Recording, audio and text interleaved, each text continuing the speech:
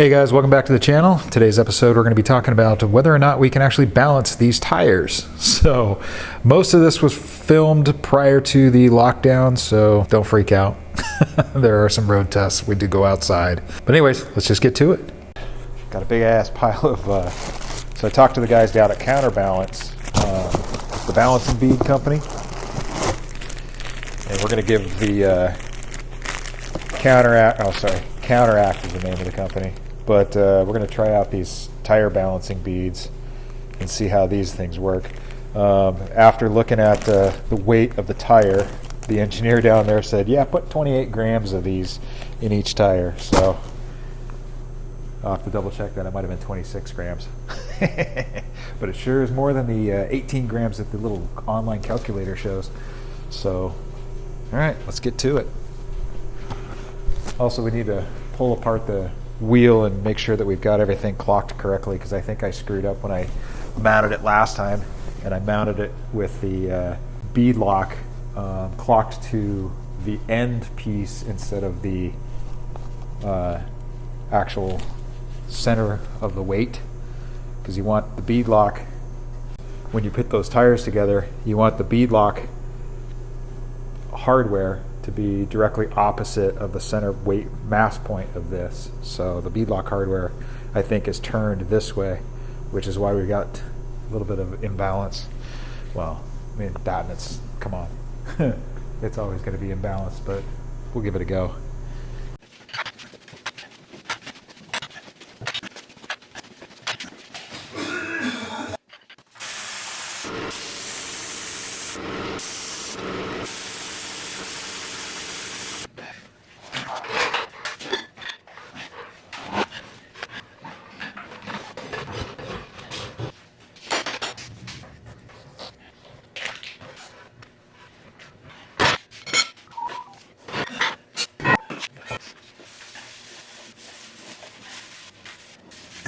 Just in case anybody's wondering why this thing is so out of balance. Okay, so there's the bracket that the CTIS comes into. There's the stub where the central portion of the CTIS weight would be. So ideally, the split rim bolts would be over here. But where are they? They're back over here. I lined the stupid split rim bolts up with the CTIS. That would be probably why this thing is massively out of balance. Okay, cool. Well, let's fix that.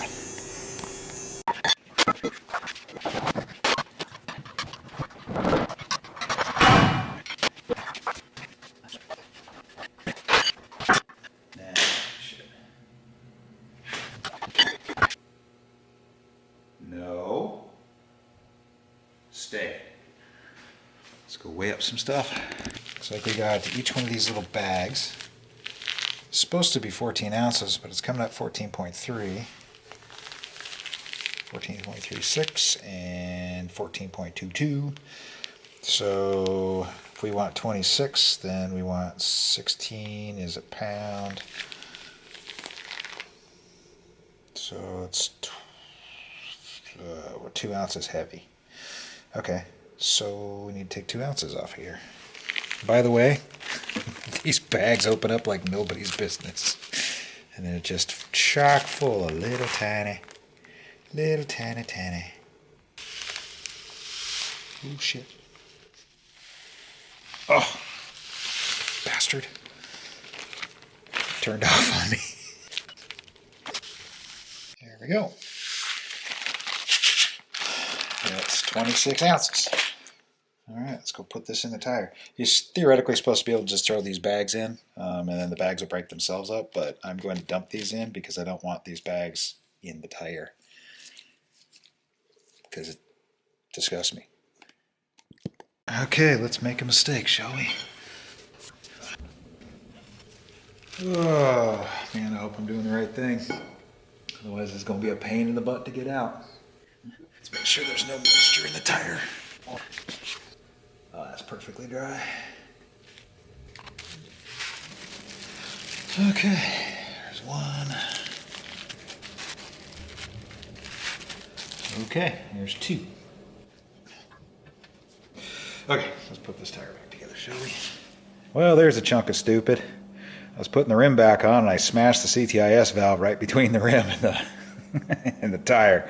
So, well, we got a new one of those on order from Ken Spencer.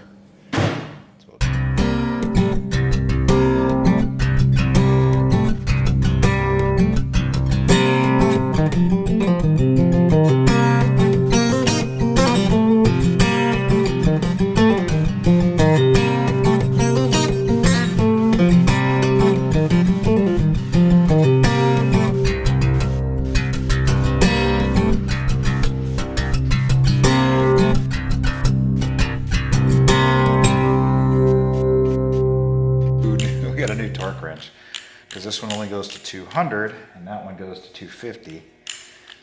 So we're going to test this at 200 and then we'll test the new one to make sure it's fairly equally calibrated.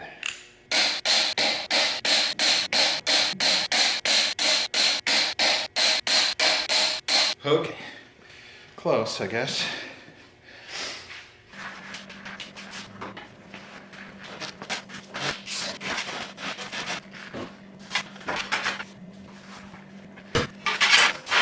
With the stupid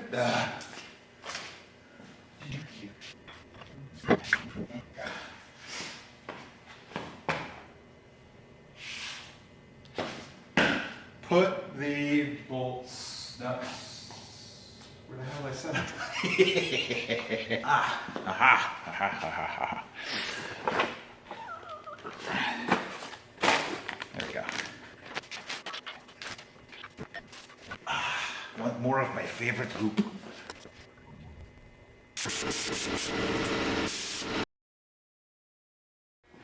All right, well, we got the balance beads in there, so we're going to give this, we're going to go out and road test this to see how the balance beads do before we decide to build some offset weights for this thing. But anyway, let's get on the road. Now at 60 is what I felt at 55. And then at 67, I mean, I was hopping so bad I was changing lanes. So here we have the wonderful visual aid of the sun visors. You can watch the speed increase and then keep an eye on the sun visors as we hit right around 57. It just starts oscillating like crazy. We do clear up right around 63 and it really smooths out once we hit about 64 miles an hour. And then once we back off the throttle, the oscillation does not reoccur. So what have we learned? Well, we've learned that balancing beads are not enough. They do help, I will give them that, but they are insufficient to actually get all of the wobble out of this thing. So here's the thing. We know the whole assembly weighs 800 grams, but the two ends basically offset each other. So I'm not going to worry about those. So really all I have to do is worry about that little freaking valve and the weight of roughly half of the lines coming out of each side. So let's tear one of these things completely apart, weigh that valve, and then get an estimate on how much we think the ends of those lines are going to weigh. And then we can make some offsets for the other side. Okay, so we've taken it all apart. So the centerpiece, the valve itself, is 236 grams. This guy, Jesus, 231 grams, 331 grams. So 411 grams of offset weight. It seems like a lot. That is a lot. 411 grams is a ton. All right, what do we got that's going to be that much mass? We got brass. Let's go see what we got. That's 1.9 kilo per inch, 116 grams per inch.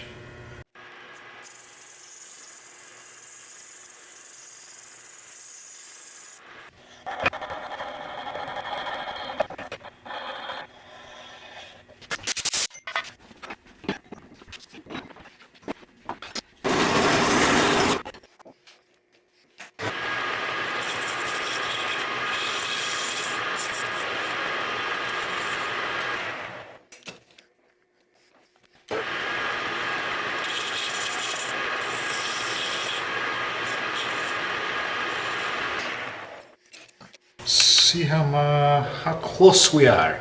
Should be about 117 grams. We're not. We're 102 grams. Close enough. We're 103 grams. As long as we're even on all of them, I think we're going to be okay. 306. 305. 304. 307. So they're all within a few grams.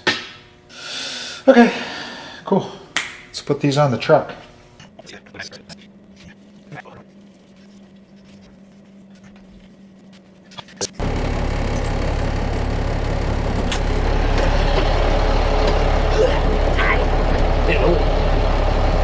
Hello. Yeah. All right, let's go test out these tires.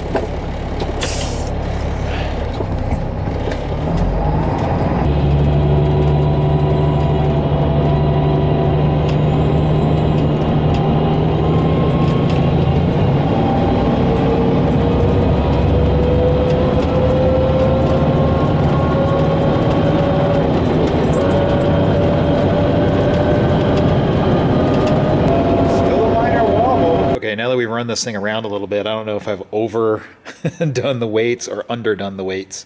So I'm going to take these back off, get out on the stretch of test track that I can get up to 60 miles an hour on, and then we'll run it for a mile, see where it shakes, what the shimmy is. We'll add one weight to each of the tires, and I'm going to stick a GoPro underneath the truck and see if I can't see which tire is giving the shimmy. So let's get started on that. Okay, so second run, we pulled all the weight back off because we shifted basically the imbalance from 58 to 65 was where the imbalance was. We added all that weight and it shifted the imbalance down to like 52 to 60. It just basically moved the imbalance. So I took all the weight back off, ran it again just to baseline it, and then put one weight back on it. It did help, but I think I actually threw it the other direction. So I think this thing only needs a small amount of weight. So I'm going to go ahead and cut these in half, and try just 50 grams at a time, which is still quite a bit, but I mean, I think each one of those were 100 grams. So maybe we'll slice them up thin and do 25 grams at a shot, but it definitely is helping. So it wasn't until I reviewed the GoPro footage that I actually found the last of our imbalance. So if you watch here, the inside of the tire on the right-hand side of the screen, you can see that wobble. It clears up a little bit, but it reoccurs. And then again here, watch the outside of the left tire, mostly upward by the air tanks. You can see the side-to-side shimmy. So no amount of weight or balance beads or anything is going to cure that. Well, there we have it. We have a pile of excess brass that we did not need to cut. As the standard tire is about as good as it's going to get with the balancing beads in there, and about probably 50 grams. So one of the tires needed 50 grams worth of extra weight. But other than that, there's really not a whole heck of a lot we can do to balance these things. As we saw in the GoPro footage, most of our wobble is from a little bit of a side-to-side action that we get on these tires, as the tire itself is not 100% trued around, which is fully expected. But we did get pretty darn close. This thing is actually doing pretty good. It won't completely spill a full cup of coffee, but it'll definitely take the top quarter of it off. I know there's been some hot debate as well as whether or not the balance beads will plug up the CTIS valves. There is a filter right here on this inside of the CTIS. There's actually a filter right here, a screen right here. So there's no way the balance beads can get up in there and gum the thing up. Also, there's some concern about getting the balance beads jammed inside of the bead lock, but that's also, since we poured it into the tire, I'm not too worried about them getting jammed up into the bead lock either. So there's that. what are our next steps is basically what you're probably thinking right now. What are we going to do next?